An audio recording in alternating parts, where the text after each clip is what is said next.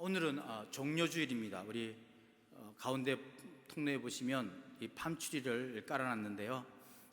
또 우리 종려주일이다라고 하는 그런 것을 좀 느끼기 위해서 우리가 팜추리 깔아놨는데, 종려주일 오늘 본문에는 팜추리라고 나와 있지 않습니다. 근데 요한복음에 보면 종려나무 가지를 들고 한냈다 그래서 그때부터 우리는 종려주일이다라고 이렇게 이야기합니다. 예수님께서 십자가에 달려 돌아가시기까지의 그 일주일 동안 그 일을 감당하시려고 또 예루살렘으로 순순히 들어가시는 그 날을 기념하여 우리는 종려주일이다, 또 이날부터 이제 고난당하시기 때문에 고난주일이다, 이렇게 저희들 명명하며 이 날을 지키고 있습니다.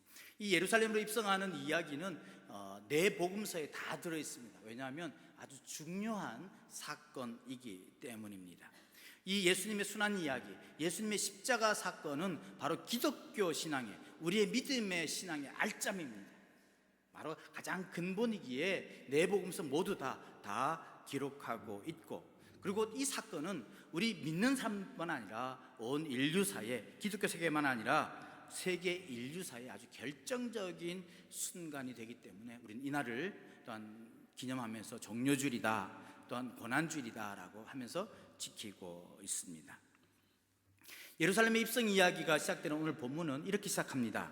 예수님 일행이 예루살렘에 가까운 벳박에 이르렀을 때에 제자들에게 명령하죠. 두 제자들에게 동네에 가면, 건너편 마을에 가면 나귀 새끼가 있을 것인데 그것을 가지고 오너라.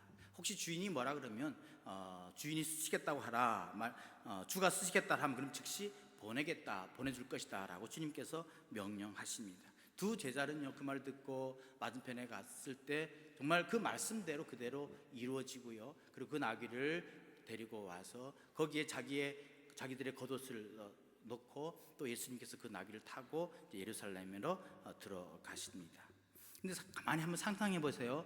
나귀인데요, 나귀 새끼예요. 나귀가 그렇게 크지 않아요. 근데 거기에 겉옷을 얹고요, 예수님이 타셨다 생각해 보세요. 아마 예수님이 거의 한 175 정도 되지 않았을까 이렇게 생각해 보면요, 나귀를 탔으면요 발이 땅에 질질 끌리는 모습입니다. 그것도 새끼니까요 크지 않잖아요. 그러니까 그 모습이 굉장히 어떻게 보면 좀 이상한 모습입니다. 그런데도요, 오늘 마태는 그 나귀 새끼를 탄 예수님을 향해서 많은 무리들이 종려나무 가지 겉옷을 들며 환호했다 그랬어요.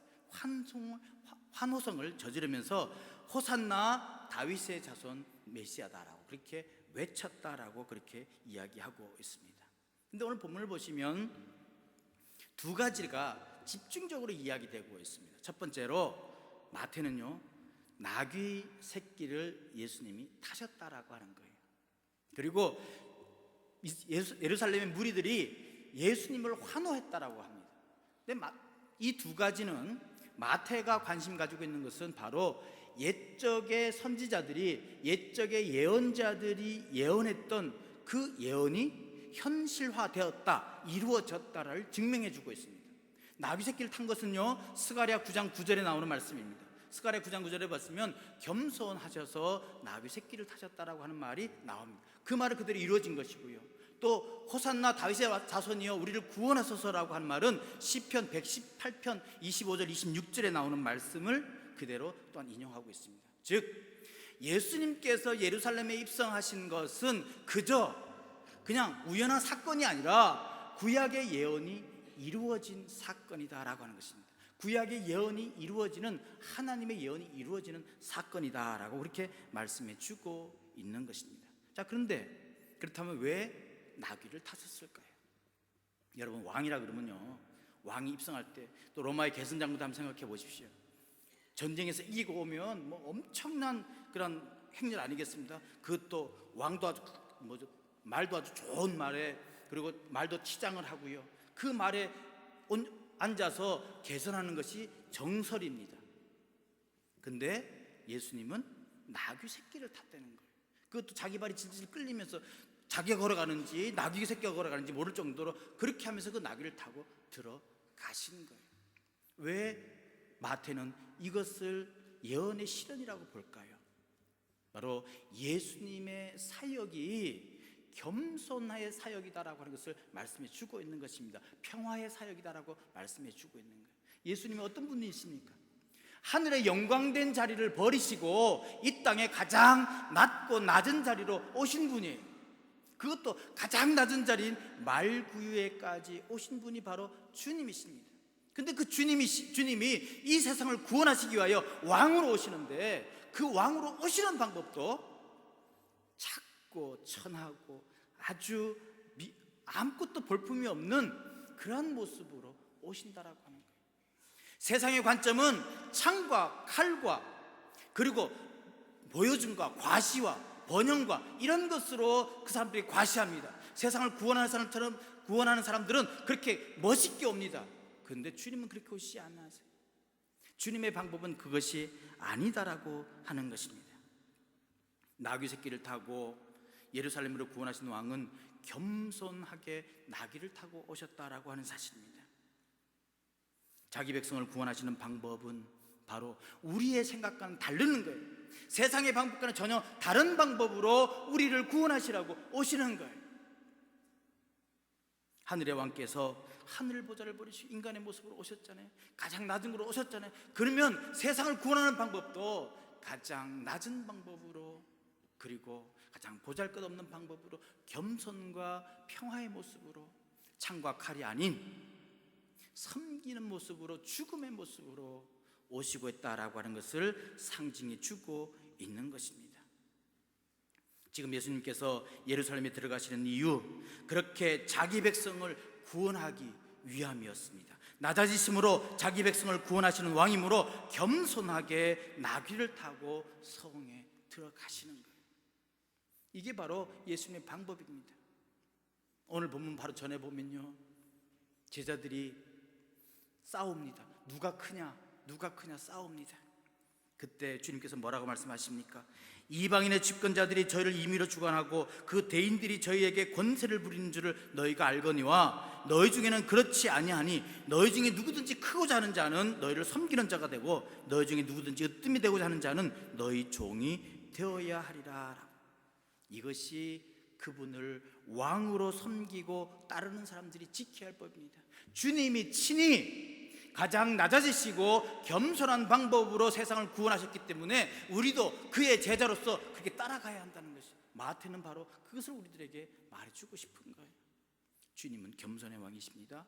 평화의 왕이십니다. 하늘 보좌를 버리시고 이 땅에 오신 능력의 왕이시지만, 만왕의 왕이시지만 겸손한 모습으로 나귀 새끼를 타고 오신다라고 하는 사실입니다. 근데 정말 보잘것없는 행차예요. 그저 제자들 12명 정도 이렇게 쫓아가는 그러한 행차인데 놀랄 일이 있습니다. 예루살렘의 무리들이 전부 나와서 손에 겉옷을 들고 종려나무 가지를 들고 환호합니다. 왕으로 오셨다라고 얘기하는 거예요. 왕으로 오셨다. 여러분, 그들이요 겉옷을 땅에 벗고 또 종려나무를 흔드는 것도, 이것도 다 성경에 있는 이야기예요. 열왕기하에 보면요, 예후가 왕으로서 조짐을 받았을 때 백성들이 예후가 들어오니까요 전부 종려나무 가지 들고 환호했어요. 바로 예수님을 그런 왕으로, 우리를 구원하실 왕으로 그들이 생각하고 있는 거예요. 그리고요 또 겉옷을 폈다라고, 겉옷을 깔았다라고 하는 건 바로 그런 얘기고요. 또 종려나무 가지를 든 것, 바로 예수님이 왕이다, 평화의 왕으로 온다라고 하는 것을 상징해주고 있는 그런, 그러면서 열심히 환호합니다. 다윗의 자손 예수여라고 얘기합니다. 다윗의 자손이라고 하는 말, 메시아를 얘기하고 있는 것 아니겠습니까? 그들은요 예수님이 그들이 기다리는 다윗의 자손임을 그들은 기다리고 있습니다. 그래서 환호합니다. 환성을 저지릅니다. 눈에 보이는 건 초라해도요 그들은 환성을 저지릅니다. 왜요? 그들의 구원을, 그들이 지금 앞세워갖고 있는 것을 해방시켜 줄 것이라고 그들이 착각하고 있기 때문에 그래요. 여러분, 우리도 때로는요 예수님의 그 모습 보고 환호성을 저지릅니다. 근데요 생각은 다 달라요. 지금 예수님의 그 입성은 어떤 행진입니까? 죽음의 행진입니다. 지금 죽으로 들어가시는 거예요.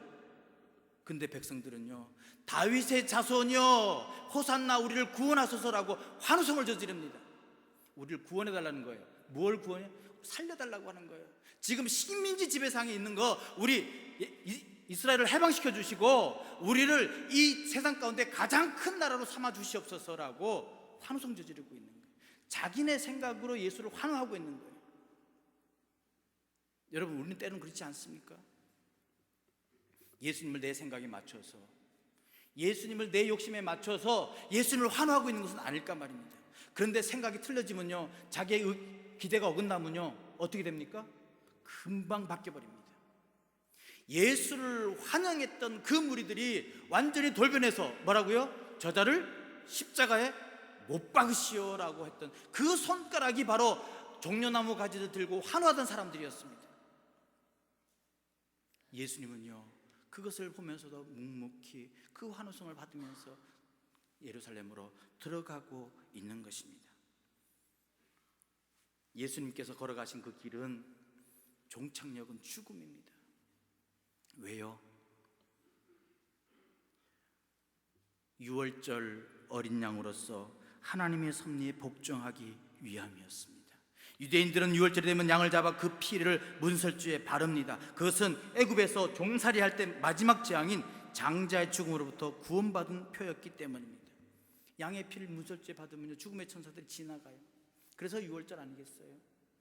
그 죽임당한 어린 양이 되기 위하여 주님께서는 아시면서도요, 그 길을 걸어가고 있는 것입니다. 저들이 지금 환호하는 저 환호성 소리가 분명히 죽이라고 하는 비난의 소리로, 멸시의 소리로 바뀔 줄 아시면서도 그는 그 길을 묵묵히 걸어가고 있는 것입니다. 여러분, 우리는 바로 주님을 따라가는 그런 죽음의 행진에 같이 걸어가는 자들이에요. 근데 때로는요, 내 생각에 맞춰서 주님이 엄청난 일을 행하실 것이라고 이 세상을 다 물리치고 우리를 왕자로, 우리를 왕으로 세상의 가장 우뚝 선 나라로 만들어줄 것이라는 허황된 꿈을 가지고 내 자신의 욕심을 가지고 주님을 환호하고 있지는 않는가라고 합니다. 그리고 그렇지 않을 때는 때로는 우리의 손가락을 들어서 저자를 죽이시오, 저자를 죽이시오 하는 그러한 우리의 모습, 바로 우리 자신의 모습은 아닌가 생각해 보는 거죠. 그랬을 때 예루살렘에 있는 사람들의 무리가 묻습니다. 이게 무슨 일이냐? 어찌 된 일이냐? 온 예루살렘이 소동하니까 이게 무슨 일이냐? 이 사람이 누구냐라고 묻습니다. 그러자 호산나를 외쳤던 사람들이 갈릴리 나사렛에서 나온 선지자 예수다라고 대답을 합니다. 왜 유독 마태는요, 예수를 갈릴리 나사렛 사람 예수라고 꼭 기록했을까요? 여러분, 그 의미가 분명히 있다고 봅니다. 마태는 예수가 평화의 왕으로, 겸손의 왕으로, 세상을 구원하실 왕으로 오신 걸 분명히 알았습니다. 그런데 그것은 뻑적지근한 엄청난 위대한 왕이 온 것이 아니다라고 하는 거예요.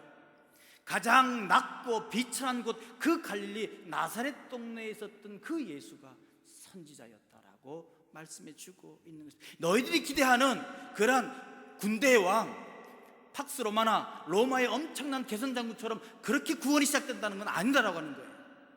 가장 낮은 곳에서, 아무도 관심 두지 않는 그곳에서 하나님의 구원이 시작됨을 갈릴리 나사렛 사람 예수다라고 마태는 표현하고 있는 것입니다. 출신이 시원치 않은 평범한 이름의 예수님이 곧 하나님의 아들이고 왕이고 메시아라고 그렇게 말해주고 있는 것입니다.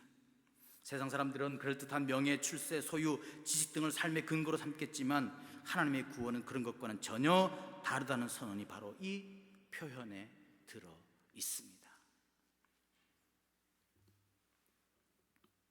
따라서 모든 것을 하나님에게만 기대하고 있는 사람들이 구원받을 수 있는 것은 아무도 관심 가지지 않는 저 낮고 낮은 갈릴리 나사렛 사람 예수에게서 온다는 사실, 마태는 강조하고 있는 것입니다. 이처럼 고난당한 예수님이 바로 이 세상의 참된 왕이며 우리의 그리스도로 믿는다는 것은 바로 겸손하게 그분을 받아들이고 예수가 우리의 왕입니다, 예수가 우리를 구원하시는 분입니다라고 고백하는 표현이 바로 갈릴리 나사렛에서 오신 예수입니다라고 고백이 되어져야 된다라고 하는 그런 의미인 것입니다.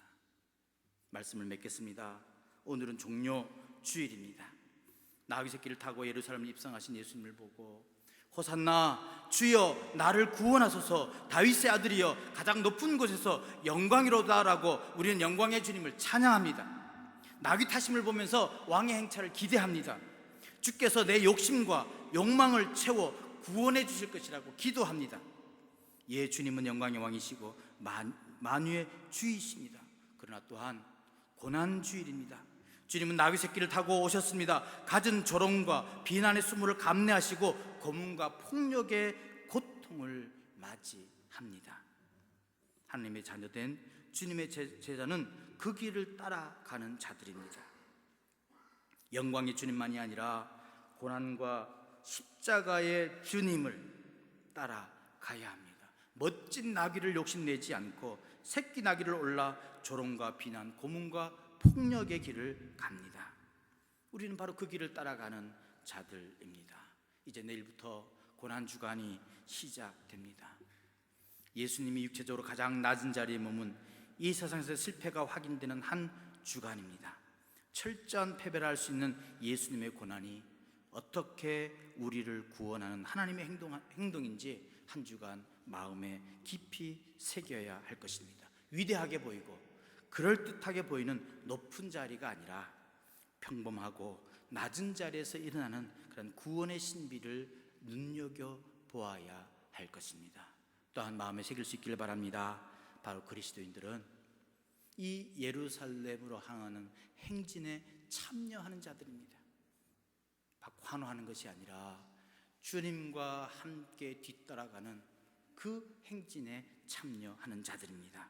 평화와 겸손과 복종과 죽음의 그리스도께서 나귀 새끼를 다신 채 앞서가시고 우리는 묵묵히 그 주님의 그 길을 승리를 바라보면서 따라가는 자들입니다. 이 행진은요 결국 주님께서 약속하신 새 예루살렘에서 끝날 것입니다. 주님을 따라 나선 이 특별한 행진의 대열에서 우리도 끝까지 승리하며 주님의 그 부활의 잔치에 참여하는 그러한 저와 여러분 되시기를 주님의 이름으로 간절히 축원드립니다. 기도하겠습니다.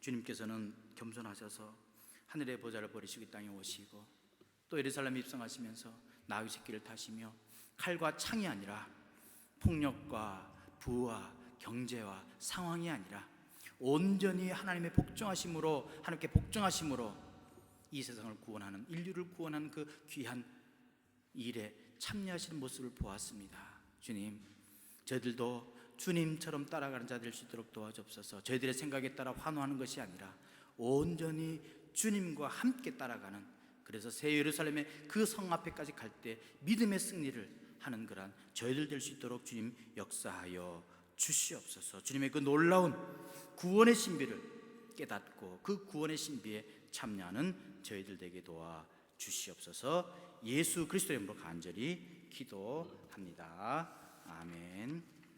우리 이 시간에는 우리 1:1 제자 양육 수료식을 하도록 하겠습니다. 지난 16주 동안요 우리 여성 사역하고요, 그 다음에 청년부